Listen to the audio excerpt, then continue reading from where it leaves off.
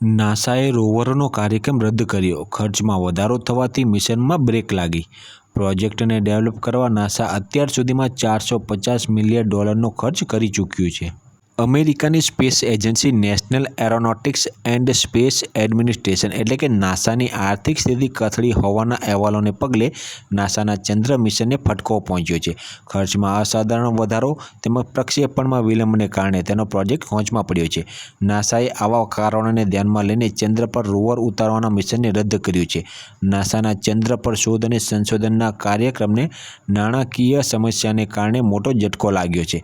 નાસાએ અત્યાર સુધીમાં આ મિશનને આગળ ધપાવવા $450 મિલિયન ખર્ચ કરી દીધો છે.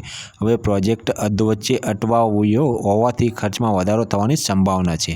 રોવરને એસ્ટ્રોબોટિક ટેકનોલોજી દ્વારા લેન્ડર પર 2023માં લોન્ચ કરવાની યોજના હતી, પણ 2022માં નાસાએ 2024ના અંત સુધી લોન્ચમાં વિલંબની જાહેરાત કરી હતી, જેથી ગ્રિફિન લેન્ડર વ્હીકલની પ્રી ફ્લાઇટ ટેસ્ટ માટે વધુ સમય મેળવી શકાય.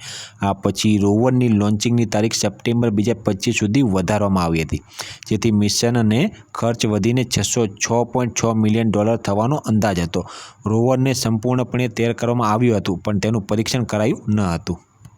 આવી જ ઉપયોગી માહિતી મેળવવા માટે ચેનલને સબસ્ક્રાઇબ, લાઇક અને શેર કરવાનું ના ભૂલતા, જેથી આવી જ ઉપયોગી માહિતી સૌથી પહેલાં આપને મળતી રહે.